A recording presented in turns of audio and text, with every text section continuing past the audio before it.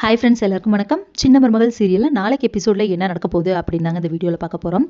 சேது வீட்டில் எல்லாருமே பிளான் பண்ணுறாங்க, 2 குழந்தைக்கும் சேர்த்து ஒன்றா காது குத்திடலாம் அப்படின்னு சொல்லிட்டு. அப்போ மோகனா அதுக்கான ரீசன் சொல்கிறாங்க. ஒருவேளை அங்கே மீனாட்சிக்கு காது குத்துனாங்கன்னா நம்ம போக முடியாத சுச்சுவேஷன் இருக்கலாம், இங்கே அழகருக்கு நம்ம காது குத்துனா அவங்க வர முடியாத சுச்சுவேஷன் இருக்கலாம், அதனால் 2 பேத்துக்கும் ஒன்றாவே விசேஷம் வச்சுக்கலாம் அப்படின்னு சொல்லிட்டு சொல்கிறாங்க. இதை கேட்டுட்டு ராஜாங்கம் சொல்கிறாரு, சரி ஓகே நம்ம அப்படியே பிளான் பண்ணலாம், ஃபஸ்ட்டு தமிழ்ச்செல்விக்கு இதில் ஓகேவா அப்படின்னு சொல்லிட்டு கேளுங்கன்னு சொல்லிட்டு மலர்கிட்ட சொல்கிறாங்க. மலரும் ஃபோன் பண்ணி தமிழ்ச்செல்விக்கிட்டே இந்த விஷயத்த சொல்கிறாங்க. சொன்ன உடனே தமிழ்ச்செல்வி என்ன சொல்லிடுறாங்கன்னா முடியாது அப்படின்னு சொல்லிடுறாங்க. ஏன் தமிழ் என்னாச்சு அப்படின்னு சொல்லிட்டு மலர் கேட்கும்போது, ஏன் நீங்கள் எது சொன்னாலும் நான் சரின்னு சொல்லணுமா, எனக்கு 2 குழந்தைக்கும் ஒன்றா விசேஷம் வைக்கிறதுல எனக்கு விருப்பம் இல்லை அப்படின்னு சொல்லிடுறாங்க. இந்த விஷயத்த மலர் போயிட்டு ராஜாங்கத்துக்கிட்ட சொல்லும்போது, நம்ம ஃபஸ்ட்டு தமிழ்ச்செல்விக்கிட்டே பேசியிருக்கக்கூடாது, நான் செல்லப்பாண்டிக்கு ஃபோன் பண்ணுறேன் அப்படின்னு சொல்லிட்டு ஃபோன் பண்ணி அவங்கக்கிட்ட பேசுகிறாங்க.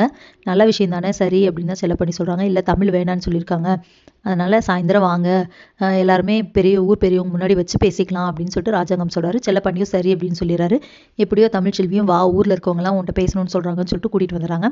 அங்கே வந்ததுக்கப்புறமா அவங்க பிரியப்படுறதுலேயும் தப்பு இல்லைல்ல, 2 பக்கமே 2 பேருமே தனித்தனியாக வச்சு ஒருத்தர் ஃபங்க்ஷனில் இன்னொருத்தர் அட்டன் பண்ண முடியாத சுச்சுவேஷன் இருக்கும் இல்லையா, அதனால் ஒரே இடத்துல ஒன்றாவே பண்ணிக்கோங்க அப்படின்னு சொல்கிறாங்க. சரி எல்லாரும் சொல்கிறீங்க, ஆனால் ஒரு கண்டிஷன் அப்படின்னு சொல்லிட்டு தமிழ்ச்செல்வி சொல்கிறாங்க. என்ன கண்டிஷன் கேட்கும்போது, அவங்க எவ்வளோ செலவு பண்ணுறாங்களோ அதில் பாதி நான் கொடுத்துருவேன், பாதி ஷேர் பண்ணிக்கிறேன்னா ஓகே அப்படின்னு சொல்கிறாங்க. அப்போ அங்கே ராஜாங்கமும் சரி அப்படின்னு சொல்லிடுறாரு. அதுக்கப்புறமா ஈஸ்வரி யோசிச்சுட்டு இருக்காங்க, இவளுக்கு எவ்வளோ திமிரு, எல்லாத்துக்கு முன்னாடி இவளை காரி துப்ப வைக்கிறா, அசிங்கப்படுத்துறாவளை அப்படின்னு சொல்லிட்டு பிளான் பண்ணுறாங்க.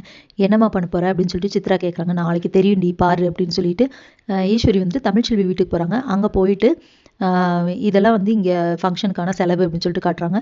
என்னது 15 லட்சமா அப்படின்னு சொல்லிட்டு தமிழ்ச்செல்வி ஷாக் ஆகிறாங்க. ஆமாம், எக்ஸ் மினிஸ்டர், அது மட்டும் இல்லாமல் சேது இப்போ மினிஸ்டராக இருக்கான், அவனோட குழந்தைகளுக்கு காது குத்துனா சும்மாவாக வைக்க முடியும் அப்படின்னு சொல்லிட்டு சொல்கிறாங்க.